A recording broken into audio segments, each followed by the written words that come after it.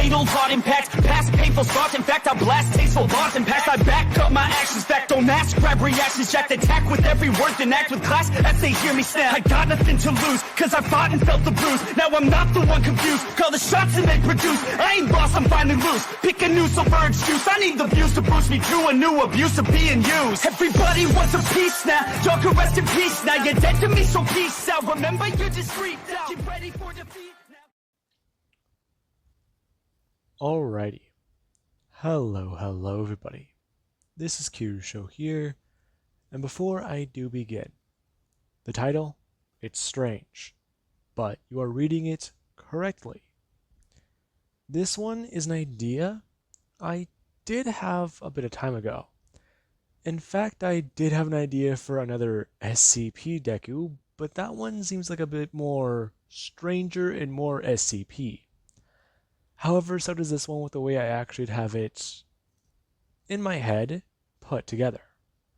Now, with that, I understand some of you do not like the concept. However, I will explain it in the pilot, as you can call this, and if you guys do like it going forwards as a series, maybe one day that can happen. And if you guys do want to see that third SCP that I did have an idea for, just let me know and I might make a thumbnail. Now, with that being said, let's just jump right into it. We'll start at a Foundation site. Let's just say Site 19. Now, currently, the Foundation, they were able to gain access to 3 Portlands. And they discovered something strange. There were a group of people, let's just call them a group of interest right now. They do not know much about them. They don't know very many things about them. However, their specialty is anomalous animals. And they even do like anomalous fighting. They will pit different strange and anomalous creatures against each other. Such as, what is it? I believe it's 945 or, no, 939. There it is. The creature with many voices. They like to pit those creatures against many other creatures. And a lot of people, they actually do come here to not only witness some of the fighting, but they do bring their own anomalies. Now, we do currently have sitting in a Foundation, let's just call it interrogation room, where Izuku, he is sitting down and he is currently handcuffed to the table, as his arms are literally put on with restraints so thick that Deku, he does actually have to bring his head backwards to look fully down. It's basically an inch of titanium welded over Deku's arms to hold him to the table. And Deku, he does just stare down at the restraints. As you do have where a Foundation doctor, they do walk and go to set a few things down. Hello. Good morning. Anomaly. I'm sorry? Oh, well, we can get into this later, okay? But Anomaly is what I'm called. Really? Yes, that is what many people refer to me as back in Portland. Okay. Speaking of Portland, what information can you give us on Portland? Or 3 Portlands to be exact. Not very much. I wasn't really allowed to do very much there. I was an entertainer. Is that what you call it? Yes? Am I incorrect in that? Your speech is fairly basic. What exactly do you mean by entertainer? What do you mean by that? Ah, I see. Scientists and people I know. The guys with the metal sticks. They wanted me to fight. People, they like to see me fight. I was a crowd favorite. Really? Well, it would make sense given your anomalous conditions, and exactly what you are, or more precisely, what exactly you are made of. Tell me. Do you actually have a name? First name, last name, social security number, place of birth, maybe? I mean, we've ran your dental records, we've even ran your DNA. And we've tried cross-referencing your picture with anything that even looks remotely similar. We found a few cases and we found a few other people, but that is just the problem. Everyone we've looked into, they are living their proper lives. They all have records. They all exist. They are people. So, anomaly, that brings me to my next question. The doctor going to reach into a folder, going to grab something, and then go to slide it over and ask a question. Exactly why does he share DNA with SCP-682? I'm... who? The hard to destroy reptile. The unkillable lizard? Oh. Um, I don't know. I know about the reptile or lizard or... yeah, I believe that's what it's called, right? Deku is going to motion to his arm, saying that he was always told he was, well, like that creature. And the doctor, they do at least go to look over Deku. He does have reptilian-like features, and that would, more or less, be accurate. Especially because when they do look down to the floor, you can see that they did have to restrain Deku's tail. And it does pose more questions. So, you said that you fight. What exactly have you fought before? A few creatures. I don't know if you number them? Number them? Yes. You said 682, right? That's a number. Interesting. Yes, we do number certain creatures that we know of. We even keep them, contain them, and more or less, see exactly if they can be used and or destroyed. So, we want to know why you exist. Oh, I can't really tell you much, but the doctors created me. The doctors. Yes, I... sorry, I need a minute to think. Take your time. I don't know the full details, but the doctors, growing up, they always monitored me. They checked things with me, gave me certain instruments, and they always performed tests. They had me stay in the tank, and... tank? Yes, tank, I don't know how to explain it. Doctors, they've tested me. They've tried to use me before. And, well, I don't like it. Really? Yes. I get a certain way when they want me to fight. They use things on me and they hurt. I don't want to fight. They make me. If I don't fight, I don't get food. If I win, they give me more food. If I lose or I refuse, they hurt me. And they aren't nice. They aren't kind. The doctor watching Izuku, as you do have where he's actually getting a bit more agitated. And you can tell he's sort of looking around and panicking.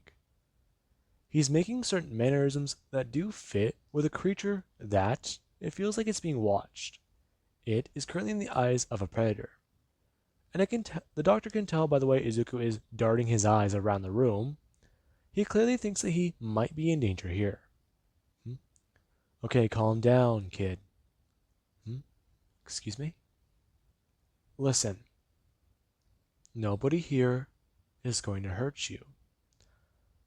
However, we do want to perform some tests on you and see exactly what we can learn from you. You'll be going with some doctors, okay? you will also be going with some armed guards. They have gear similar to the men who may have hurt you. However, before you do anything, and you do start to panic or freak out when you do see them, they will not hurt you if you listen to them. Can you do that? Deku just nodding his head. And the doctor, they duly is going to ask a question. What exactly can Izuku do? Many things. I mean, well, Deku going to actually bring his hands back. As whenever the doctor, they do realize that Deku, his arms are free, they do stare at him confused. As Deku, he basically just shrank down his arms and pulled them directly through. Before his arms, wherever they were limp, they do start to inflate and refill. And the doctor, they do somewhat go to get uncomfortable. As a security guard, they do walk in and directly go to bring up a weapon and point it at Izuku, informing him to stand down and to put his hands back in the restraints, otherwise he will fire. And Izuku and Ritas see the Ritas turn his head. However, the man, he does just hold the weapon up.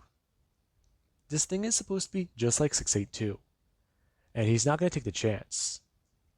Him bringing his hand up and flicking off the safety, as he also does go from setting it down from at least semi-auto or a 3-shot burst, flicking it over to full auto, and then putting his finger directly onto the trigger, informing him once again to put his hands back in the restraints. I do not want to hurt. I'm not going to hurt. I will not listen, though.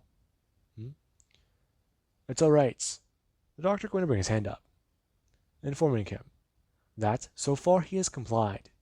If he wanted them dead, he would kill them. Since they've been well aware or made aware as to what he can do from the footage they have found. We do actually cut back some time ago, where Izuku, after being pulled out of a test tube, he was told as to what to do. He was given a name, and he was even given a place to stay. It wasn't nice, and it wasn't supposed to be. In 3 Portlands, not really a lot of laws do apply, especially when it comes to genetic engineering and or just making an anomaly. A lot of stuff can fly there, especially with the weird tech they do have. And we do actually have where a few doctors, they were talking. They thought that it was going to be crazy. This idea a doctor had. 682 escaped and they destroyed an area. However, the Foundation, they were able to actually recapture and contain it. And then there's exactly this person. They found a clump of flesh in the area and they were able to take it away before the Foundation can really do much. They were able to take it and slip back into a portal. And then they were able to auction it off since it was very valuable.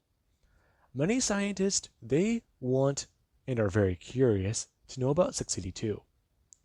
However, since he's in Foundation custody, it's a lot harder to study him, especially because you have to get through so many firewalls and Foundation clearance levels. Those are very tricky. Now, the idea that on the black market in 3 Portlands you can buy a piece of 682's flesh, that was very enticing to some people, and they wanted to see what they could make with it. However, there was a problem. This idea of remaking or regrowing a 682, one of them is bad enough. You do not need 2 of them running around. One of them is unkillable, and already it almost breaks containment every month. Keeping it in a vat of acid, that's almost all you can do with it. Even then, nothing's been found that can kill it. However, there's also an upside. If you were to put it into a cage to fight against certain things, it can adapt and always win given time. And that is exactly what these people wanted to do. They wanted to create something that can adapt and fight, since it would rein in a whole lot of money, especially with especially with an anomalous organization that just so happens to specialize in fighting. And that was exactly what happened. They started to tweak it, mess with the DNA. The DNA, well, it was trying to put itself back together, and or just try to restructure itself in a certain way, since it was trying to adapt to what they were doing to it, they had to constantly mess with it. They actually decided to inject certain DNA structures into it.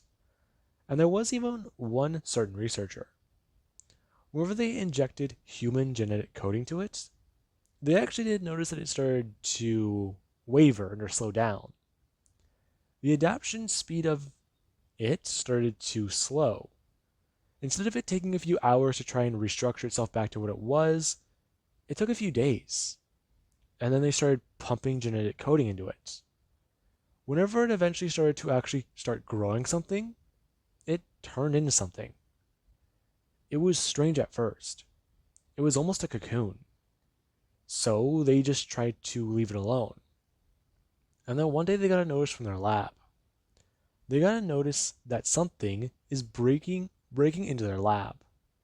And whenever they went to inspect it, you did actually have where something rose out of a cocoon. And many people, they were staring at it in awe. As a woman, she just run to the room and directly go to bring a gun up. Her getting ready to put a bullet in whatever just came out of that thing. They were expecting a fleshy, hairy monster to come rising up out of the cocoon to attack them. However, it was not that. What they were expecting, it caught them off guard. Because whenever this creature, fully covered in slime, came up and rose, you did actually have where they did start to bring something up. Going to grab the slime and go to pull it off as a head can be seen. And the person, they went to go bring the gun down, going to drop it and move forwards. As they grabbed onto a tiny, well, reptilian-like hand. Oh my god. Okay, are you our experiment? The researcher asked. As a few other people, when they did come running into the room, they did see Inko, if you do want to just finally give her a name, holding onto the creature. As many of them, they were confused. Since, oh, the tube is broken, the cocoon's on the ground, and she's holding a semi-humanoid creature. Or almost entirely humanoid? It doesn't make sense to them. What they're looking at, it doesn't seem right. It seems weird. And you do actually have where Inko, she does actually at least try to explain. She doesn't know what's going on. However, it seems like thanks to certain genetics that they may or may not have injected inside of the creature or the piece of flesh, it seems like they were finally able to do what they could. However, they're not too sure as to what it can do. As you do actually have where Inko, she has to go to set down this anomalous humanoid. And whenever he did just go to sit down on the ground, he was looking around. They were kind of confused. It took a full year for that thing to finally change or release, and it did this? So, what do we do? I don't know, man. Ask the doctor, okay? I'm not exactly sure what we can do. However, he's finally done something. Okay, Hurley's gonna wave her hand in front of his face. As whenever they do perform a few tests on Izuku, you do find that he does respond to them. They do a physical examination. He's reacting the same way any human child his age would act. But that's the problem. He's 1 year old, but physically he seems like he's 4, 5 years old maybe? But it doesn't make sense. However, they weren't gonna deny this was curious. More genetic testing, and you did have where they did find out how his cells did react. They reacted similarly to 682, from what they understand. okay, you inject this here, and it automatically tries to create a defense mechanism. While it is slower, it may be able to be improved or changed. So, it could be that. Or its anomalous abilities, they are just pubescent. Now, with that being said, the researchers they did perform some more tests. And ultimately, as the creature did begin to grow and show more signs of intelligence, they were ecstatic by it. Whenever they were able to actually get his genetic traits and or just adaptation abilities up and rolling, they were able to somewhat increase them a bit. And thanks to that, Izuku, he was actually able to go for a pretty penny. Since what they promised to you whenever you saw him up for grabs was quite simple. A creature made from the genetic code of 682. And just those words enough. 682. Anything related to that creature, it's looked into. You get many offers for it, even if it is fake. And thanks to the people who did buy Izuku, he went for quite a pretty penny. And he got sent to the Fight Club. You don't talk about it. Now, with that being said, Deku, he's still talking to the doctor. And he actually does at least try to ask a question about 682. To which the doctor he does deny answering, and then at least inform him that he will be given a room.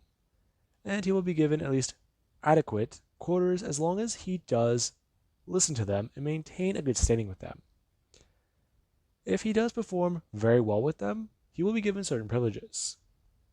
However, those privileges, they are not permanent, since if he does do bad with them, they can take them away.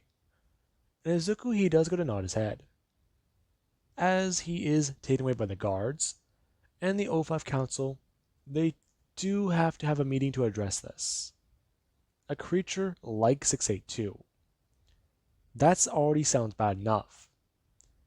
However, they need to go over a few things and review them. Since if they can use this anomaly against 682, maybe, just maybe, it can turn around. Now, with that being said, I do hope you guys enjoyed, and have an amazing day.